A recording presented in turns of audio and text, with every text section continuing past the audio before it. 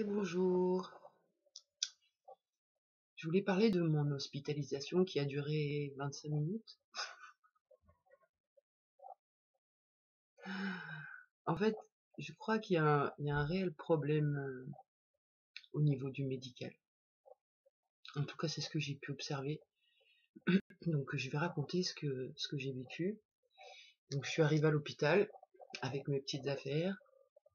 J'ai croisé des infirmiers qui m'ont dit qu'ils allaient me montrer ma chambre. Et donc, j'ai suivi l'infirmier.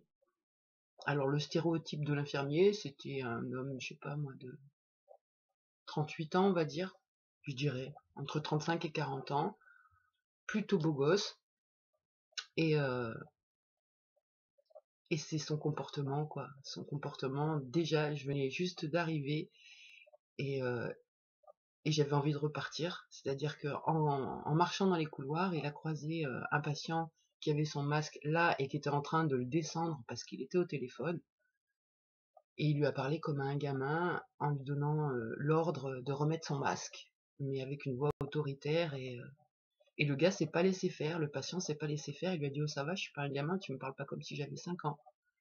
Et là l'infirmier s'est énervé, et le gars s'est énervé, et l'infirmier s'est énervé, et du coup moi j'étais au milieu, et je me suis dit non, là je rêve où ils vont se battre.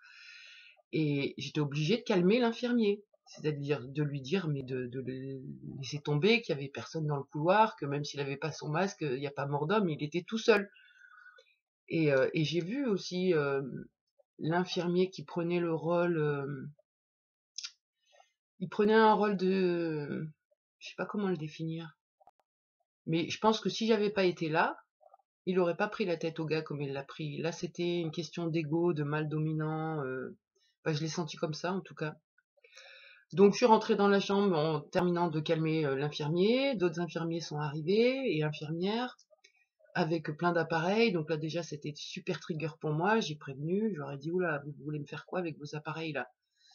Donc, direct, ils voulaient me faire un test PCR. Je leur ai dit, ben, moi je veux pas un test PCR dans le nez, je veux bien un test salivaire. Et donc ils en avaient pas. Et ils ont été cool parce que ils m'ont dit que c'était pas obligatoire le test PCR. Et ils se sont mis à fouiller toutes mes affaires. Alors bah ça j'ai pas vécu dans les autres hôpitaux psychiatriques le fait de fouiller mes affaires comme ça quoi. C'était très trigger mais je suis restée assez calme. Et à un moment, bah, j'ai trigué. Voilà, un moment, j'ai switché, je veux dire. Un moment, je suis devenue la petite et j'ai fondu en larmes. Et ça va, j'ai pas été odieuse.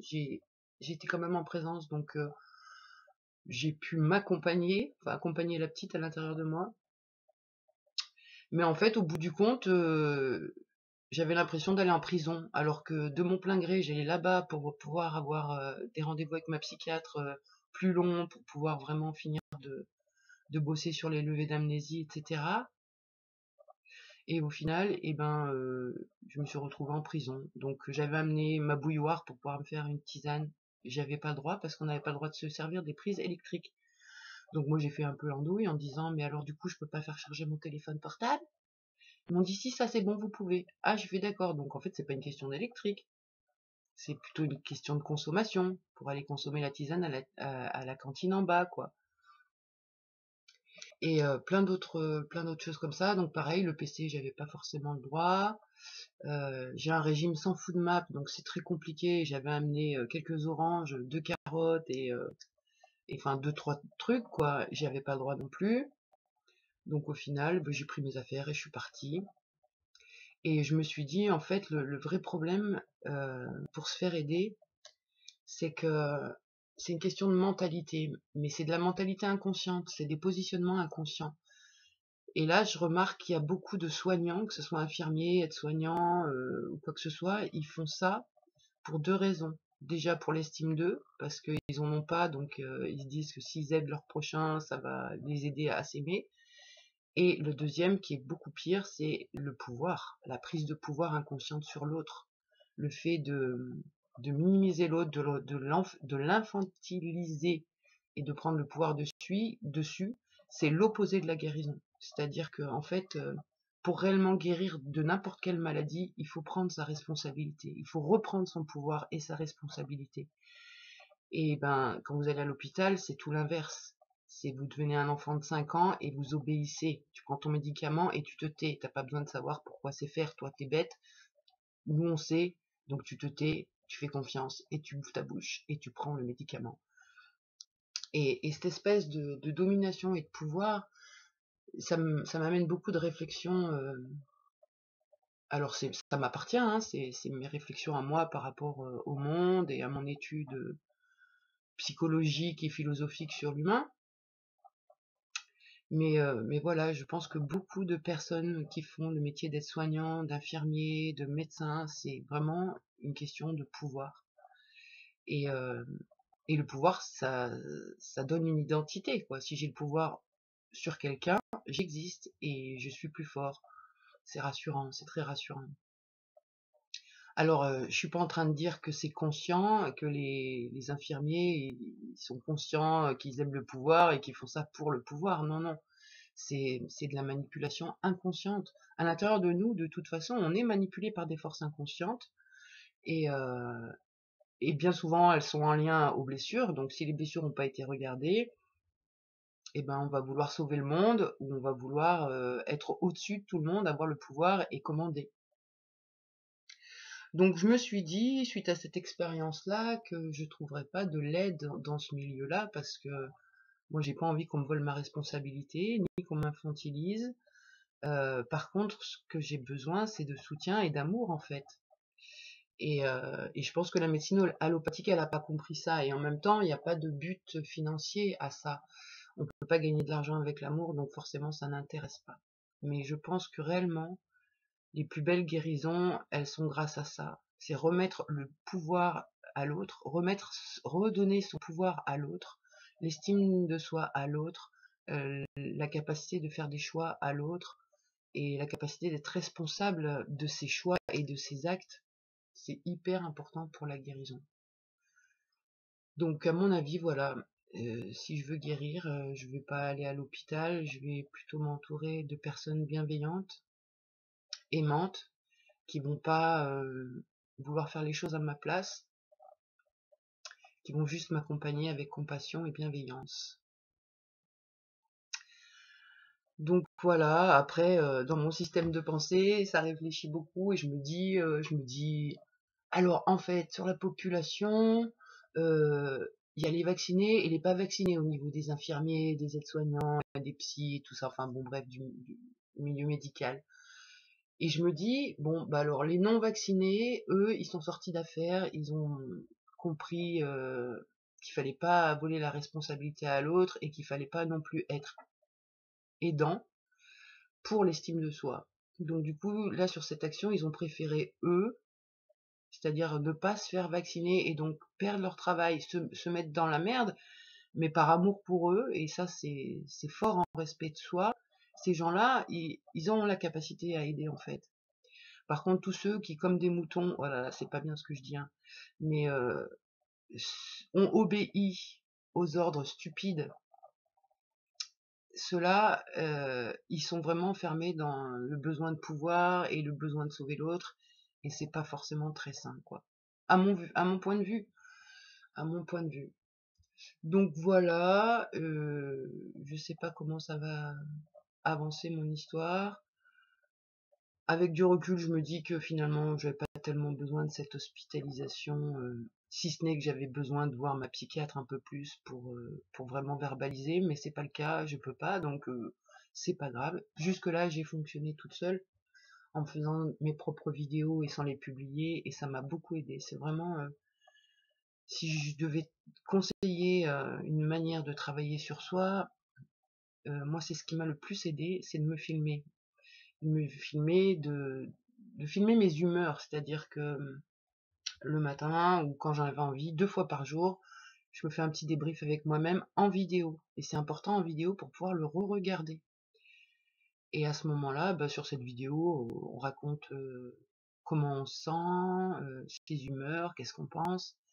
Et le fait de regarder ensuite, ça peut permettre de trier les haltères. Enfin, moi, ça m'a beaucoup aidé à trier mes haltères, de faire des vidéos.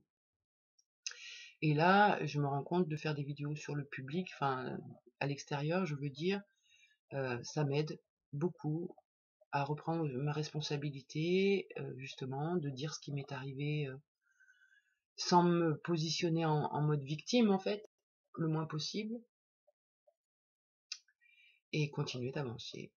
Donc voilà, je vais continuer ma série de vidéos, je continue à mettre en place mes rigueurs et disciplines, c'est-à-dire mes petits rituels de mise en forme, d'ancrage dans le corps, etc. Et, euh, et voilà, je vais réfléchir en moi, parce que ma chamane me dit que tout ce qui se passe à l'extérieur, c'est le reflet de mon intérieur et vice-versa. Donc si sur mon extérieur, je vois des gens qui veulent sauver d'autres gens en prenant le pouvoir sur eux, je dois avoir une part qui ressemble à ça pour que je la voie sur l'extérieur. Donc il faut que je la trouve et que je m'en occupe. Parce que réellement, tout ce que je guéris dans moi, après je le vois plus sur mon extérieur.